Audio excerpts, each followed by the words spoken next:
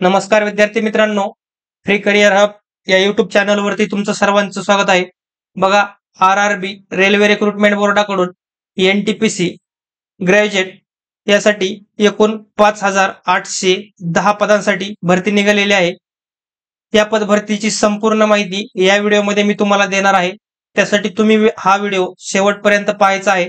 चला तर मग सुरू करूया. बघा, फॉर्म भरण्याची जी सुरुवात आहे मित्रांनो 21/10/2025 म्हणजे 21 ऑक्टोबर 2025 पासून या फॉर्म भरायला सुरुवात झालेली आहे. बघा, फॉर्म भरण्याची जी क्लोजिंग डेट असणार आहे मित्रांनो 20/11/2025 23:59 म्हणजे 20 नोव्हेंबर पर्यंत फॉर्म भरण्याची मुदत असणार आहे मित्रांनो. Last date for application fee payment बघा 22/11 म्हणजे 22 नोव्हेंबर ही तुमची पेमेंट ऑनलाईन पेमेंट करायची लास्ट तारीख असणार आहे. त्यानंतर बघा, पोस्ट बघा मित्रांनो, कुठल्या कुठल्या पोस्टला किती वॅकन्सी आहेत बघा. Chief commercial cum ticket supervisor बघा, तिकीट सुपरवायझरला मित्रांनो 6 लेवलचं पे असतं, म्हणजे 6 लेवलचं पे असतं तुमचं. त्यामध्ये तुम्हाला इनिशियल जे सॅलरी असते मित्रांनो 35,400 हे तुमचं बेसिक असतं. यामध्ये TADF अनेक भत्ते ऍड होऊन पेमेंट मिळत असतं. मेडिकल स्टँडर्ड तुमचं B2चं लागणार आहे आणि तुमचं वय मित्रांनो या पदासाठी 18 ते 33 इतकं लागणार आहे. त्यानंतर बघा, टोटल वॅकन्सी आहेत तिकीट सुपरवायझर साठी तर 161 तिकीट सुपरवायझर साठी वॅकन्सी असणार आहेत मित्रांनो. त्यानंतर बघा, स्टेशन मास्टर साठी सुद्धा 6 लेवलचं तुमचं पेमेंट असणार आहे. त्यामध्ये तुम्हाला 35,400 हे तुमचं बेसिक असणार आहे. A2चं मेडिकल स्टँडर्ड तुम्हाला लागणार आहे स्टेशन मास्टर साठी आणि तुमचं वय जे असणार आहे मित्रांनो 1833 म्हणजे कमीत कमी 18 आणि जास्तीत जास्त 33. त्यानंतर बघा, टोटल वॅकन्सी जे आहेत स्टेशन मास्टर साठी ते असणार आहेत 615. त्यानंतरचं पद बघा, तिसरं गुड्स ट्रेन मॅनेजर बघा. गुड्स ट्रेन मॅनेजरला मित्रांनो पे लेवल जे असणार आहे 5 नंबरचं पे लेवल असणार आहे. तुमचं बेसिक जे असणार आहे 5 नंबरच्या पे लेवल मध्ये 29,200. मेडिकल स्टँडर्ड इथे तुम्हाला A2चं लागणार आहे मित्रांनो. तुमचं वय इथं 1833 म्हणजे कमीत कमी 18 आणि जास्तीत जास्त 33 वय तुमचं लागणार आहे. या पदासाठी बघा, या पदासाठी सर्वात जास्त वॅकन्सी आलेल्या आहेत मित्रांनो 3,416 इतक्या वॅकन्सी गुड्स ट्रेन मॅनेजर या पदाकरती आलेल्या आहेत मित्रांनो. त्यानंतरचं पद बघा, चौथं ज्युनियर अकाउंटंट असिस्टंट कम टायपिस्ट. या पदासाठी तुम्हाला 5 लेवलचं पे असणार आहे मित्रांनो. बेसिक तुमचं 29,200 आणि C2चं मेडिकल लागणार आहे तुम्हाला. वय तुमचं इथे 18 ते 33 लागणार आहे आणि या पदासाठी एकूण 921 जागा या पदभरतीमध्ये आलेल्या आहेत मित्रांनो. त्यानंतर बघा, 5 नंबरचं पद सिनियर कलर कम टायपिस्ट बघा. आपण आधी बघितलं ज्युनियर अकाउंटंट असिस्टंट कम टायपिस्ट, आता सिनियर कलर कम टायपिस्ट. 5 नंबरचं पे लेवल असणार आहे तुमचं 29,200 बेसिक असणार आहे. मेडिकल स्टँडर्ड तुम्हाला इथे C2 लागणार आहे. वय तुमचं 18 ते 33 आणि टोटल वॅकन्सी ज्या आहेत या पदासाठी 638 वॅकन्सी असणार आहेत. त्यानंतरचं 6वं पद बघूयात, ट्रॅफिक असिस्टंट बघा. ट्रॅफिक असिस्टंटचं पे लेवल 4 नंबरचं पे लेवल आहे मित्रांनो. त्याचं बेसिक जे असतं 25,500 आणि मेडिकल स्टँडर्ड यासाठी तुम्हाला A2 लागणार आहे.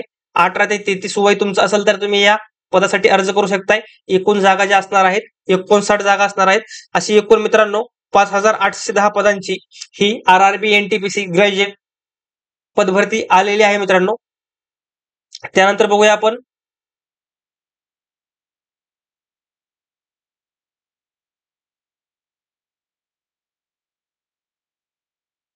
मेडिकल स्टँडर्ड बघा. Medical standard of medical fitness बघा. A2 मध्ये तुम्हाला डोळ्याचं जे विजन आहे मित्रांनो, तुमचं विजन जे असतं तुमचं लांबचं दिसणं, त्यामध्ये तुम्हाला 6/9 विदाऊट ग्लास म्हणजे कुठलाही चष्मा न घालता तुम्हाला 6/9 आय साइड तुमची पाहिजे मित्रांनो. या पदभरतीसाठी A2 साठी ज्या पदाला A2 मेडिकल कॅटेगरी आहे त्यांचं जे डोळ्याचं विजन आहे 6/9 पाहिजे विदाऊट ग्लास. नियर विजन बघा. नियर विजन तुमचं 0.6 विदाऊट ग्लास इतकं तुमचं नियर विजन पाहिजे A2 कॅटेगरीसाठी. त्यानंतर बघा B2. इथं मित्रांनो A2, B2 आणि C2 दिलेला आहे. वरती पण मी तुम्हाला पदाच्या समोर जी कॅटेगरी दाखवली होती कुठल्या पदासाठी कुठली कॅटेगरी, त्या कॅटेगरी विषयी मी तुम्हाला इथं माहिती देत आहे. म्हणजे तुम्ही याचं कम्पॅरिझन त्या पदासाठी करायचं आहे. कुठल्या कॅटेगरीला A2 आहे आणि कुठल्या कॅटेगरीला B2 आहे ते तुम्ही पाहून घ्या. त्यानंतर बघा B2 मध्ये 6/9 ते 6/12 6/12 म्हणजे इथे 6/9 6/9 दोन्ही डोळे, इथे एक डोळा 6/9 आणि एक डोळा 6/12 चालतो मित्रांनो. विदाउट ग्लास तुमचं मेडिकल असणार आहे. इथं पण 6/6 आणि 6/6 विथ ऑर विदाउट ग्लासेस. इथं बघा इथं विदाउट ग्लास आहे म्हणजे बिना चष्म्याचं तुम्हाला 0.6 आणि 0.6 दोन्ही डोळ्यांनी जवळचं हे दिसलं पाहिजे मित्रांनो. आणि इथं बघा 0.6 विथ ऑर विदाउट म्हणजे तुम्ही चष्म्यासोबत पाहू शकताय किंवा बिगर चष्म्याचा तुम्ही पाहिलं तरी चालतंय. हे तुम्ही लक्षात घ्यायचे मित्रांनो. मेडिकल कॅटेगरी C2 साठी बघा काय लागते. C2 ज्या पदासाठी कॅटेगरी आहे मेडिकल कॅटेगरी ज्या पदाला C2 लागते त्यासाठी बघा 6/12 विथ ऑर विदाउट ग्लास म्हणजे तुम्हाला चष्मा असेल तर तुम्ही चष्म्याने पाहू शकताय, चष्मा नसेल तर तुम्ही विदाउट ग्लास म्हणजे विदाउट चष्म्याचं पण 6/12 तुम्हाला दिसणं गरजेचं आहे मित्रांनो. त्यानंतर नियर विजन मध्ये 0.6 combined with or without glasses चष्मा घालून किंवा चष्मा काढून तुम्हाला 0.6 दिसलं पाहिजे जवळचं. हे तुम्ही लक्षात ठेवायचं मेडिकल कॅटेगरी मित्रांनो. त्यानंतर बघूयात एज लिमिट. बघा एज रिलॅक्सेशन असतं बऱ्याच कॅटेगरीसाठी एज रिलॅक्सेशन असतं. त्यामध्ये बघा एज लिमिट जे असणार आहे मित्रांनो 18 ते 33 1/8/2008 याच्या नंतरचे जे उमेदवार आहेत ते या पदभरतीसाठी अर्ज करू शकताय 18 ते 33. त्यानंतर EWS साठी बघा 2/1/1993 बघा. त्यानंतर OBC NCL साठी 2/1/1990 आणि SC ST साठी 2/1/1998 याच्यानंतरचे उमेदवार या पदभरतीसाठी अर्ज करू शकताय मित्रांनो. डेट ऑफ बर्थ तुमची 1/1/2008 याच्या आतील पाहिजे मित्रांनो, हे लक्षात ठेवा. आणि UWS साठी बघा 1993 नंतरचा जन्म पाहिजे. OBC साठी तुमचा 1990 नंतरचा जन्म पाहिजे आणि SC ST साठी तुमचा 1988 नंतरचा जन्म पाहिजे. हे तुम्ही लक्षात ठेवा. त्यानंतरचं बघूयात मित्रांनो एज रिलॅक्सेशन मध्ये बघा कुठल्या कॅटेगरीला किती सूट आहे. SC ST चे जे उमेदवार असतात मित्रांनो ST ST च्या उमेदवारांना 5 वर्ष सूट आहे या पदभरतीमध्ये वयाच्या संदर्भात. त्यानंतर OBC कॅटेगरीच्या उमेदवारांसाठी एकूण 3 वर्षांची सूट आहे. त्यानंतर एक सर्व्हिसमॅन जे असतात त्यांना 3 वर्षाची सूट या पदभरतीमध्ये असणार आहे. त्यानंतर बघा PWBD बघा PWBD साठी 10 वर्ष, EWS साठी 10 वर्ष, OBC साठी 13 वर्ष, त्यानंतर SC ST साठी 15 वर्ष ही अशी वयामध्ये सूट देण्यात आलेली आहे मित्रांनो. त्यानंतरचं बघा group C candidate who are serving group C and group D जे सर्व्हिंग आहेत सर्व्हिंगचे जे कॅन्डिडेट आहेत त्यांना जी वयामध्ये सूट आहे बघा 40 वर्षापर्यंत. इथं 43 वर्ष, OBC साठी 43 वर्ष, SC ST साठी 45 वर्ष वयामध्ये देण्यात आलेली सूट आहे मित्रांनो. खाली तुम्ही फिमेल साठी बघू शकताय. फिमेल कॅन्डिडेट बघा फिमेल कॅन्डिडेट साठी बघा UREWS साठी 35 वर्ष, OBC साठी 38 वर्ष, SC ST साठी 40 वर्ष तुम्ही लक्षात ठेवायचे मित्रांनो. त्यानंतर बघा एज्युकेशनल क्वालिफिकेशन खूप महत्वाचा असा पॉईंट आहे मित्रांनो हा. एज्युकेशनल क्वालिफिकेशन तुमचं पात्रता काय लागणार आहे या पदभरतीसाठी मित्रांनो. बघा पोस्ट वाईज इथं तुम्हाला पोस्ट वाईज तुमचं क्वालिफिकेशन लागणार आहे. वेगवेगळ्या पोस्टला वेगवेगळं क्वालिफिकेशन आहे मित्रांनो. हे तुम्हाला खाली मी सांगणारच आहे कुठल्या पोस्टला कुठलं क्वालिफिकेशन आहे ते. त्यानंतर एक्झामिनेशन फीस बघा तुमची परीक्षा शुल्क असणार आहे मित्रांनो. बघा फॉर ऑल कॅन्डिडेट साठी 500 रुपये फीस आहे. आणि इथं सूट बघा SC ST एक सर्व्हिसमॅन आणि PWD फिमेल ट्रान्सजेंडर हे बघा इकॉनॉमिकली बॅकवर्ड क्लास EBC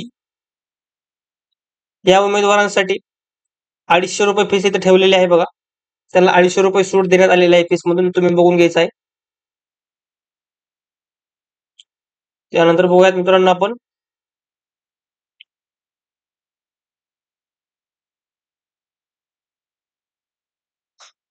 खूप मोठी अशी जाहिरात 59 पानाची जाहिरात आहे मित्रांनो ही.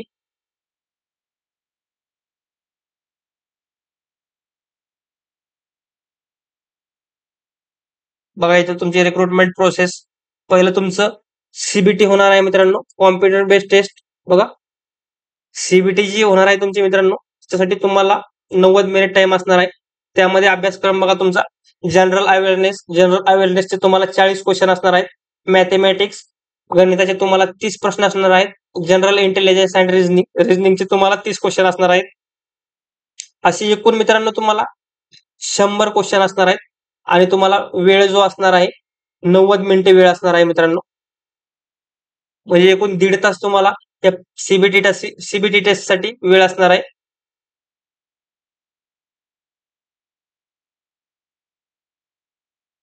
त्यानंतर बघा खाली अभ्यासक्रम दिलेला आहे, तुम्ही तो व्यवस्थित पाहून घ्यायचा आहे. याची जी मित्रांनो जाहिरातीची संपूर्ण पीडीएफ आपलं Telegram channel free career hub यावरती मी दिलेली आहे. तिथे जाऊन तुम्ही ही संपूर्ण जाहिरात पाहू शकता. यानंतर बघा एक मिनिट, स्टेज 2 बघा, स्टेज 2 दुसरी परीक्षा कॉम्प्युटर बेस्ड टेस्ट असणार आहे. दुसरी पण कॉम्प्युटर बेस्ड टेस्ट असणार आहे. तुम्हाला त्यानंतर त्यामध्ये तुम्हाला जनरल अवेअरनेसचे 50 क्वेश्चन असणार आहेत मित्रांनो. मॅथमॅटिक्सचे तुम्हाला 35 क्वेश्चन आणि जनरल इंटेलिजन्स अँड रिझनिंगचे तुम्हाला 35 क्वेश्चन असणार आहेत. असे एकूण 120 क्वेश्चन, 120 प्रश्न तुम्हाला सीबीटी 2 साठी असणार आहेत मित्रांनो. हे तुम्ही लक्षात ठेवायचं आहे. वेळ तुमचा जो असणार आहे 90 मिनिट, इथे पण तुम्हाला 90 मिनिट म्हणजे 1.5 तास वेळ असणार आहे.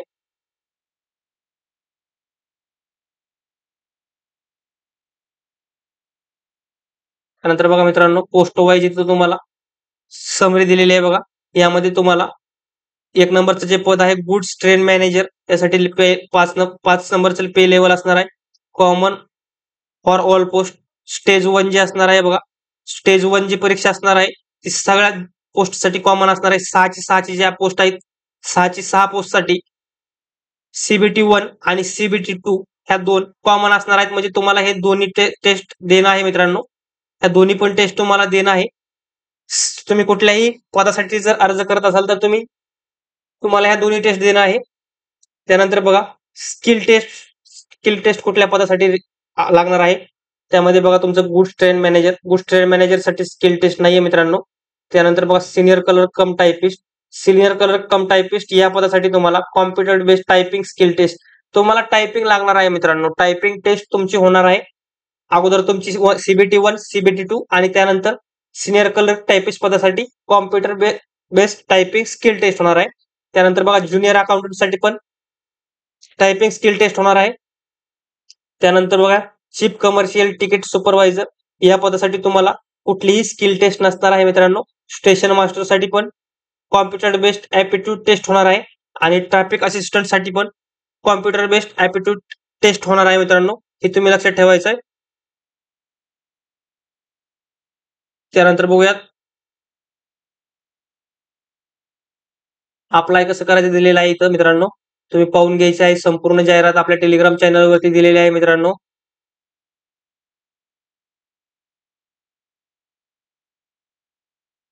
बघा इथं आरआरबीच्या साईट दिलेल्या आहेत वेगवेगळ्या आरआरबीच्या. अहमदाबादसाठी तसेच चंदीगड, मुंबई, अजमेर, चेन्नई आपल्या महाराष्ट्रातील उमेदवारांनी शक्यतो मुंबई आरआरबीला फॉर्म भरण्याचा प्रयत्न करा मित्रांनो.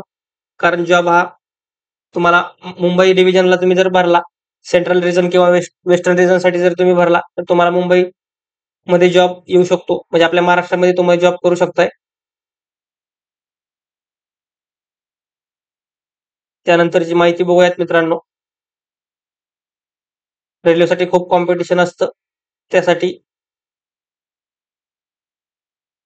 तुम्ही प्रयत्न करत राहायचा आहे. अभ्यास चालू ठेवायचा आहे. अभ्यासामध्ये कमी पडायचं नाही मित्रांनो.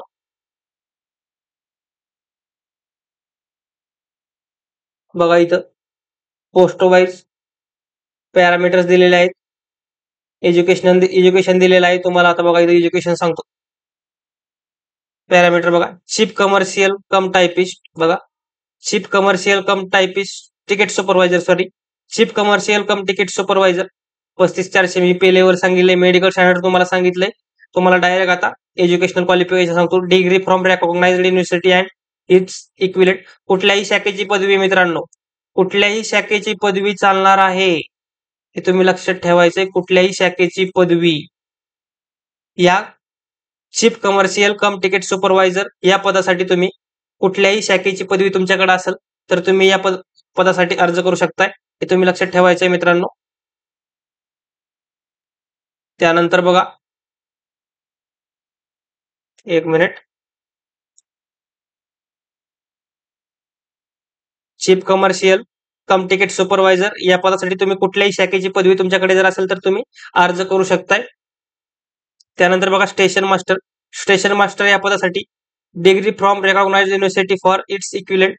बघा तुमच्याकडे इथं पण कुठल्याही शाखेची पदवी असेल तर तुम्ही अर्ज करू शकताय स्टेशन मास्टर या पदासाठी. त्यानंतर गुड्स ट्रेन मॅनेजर यासाठी पण तुमच्याकडे पदवी असणं आवश्यक आहे.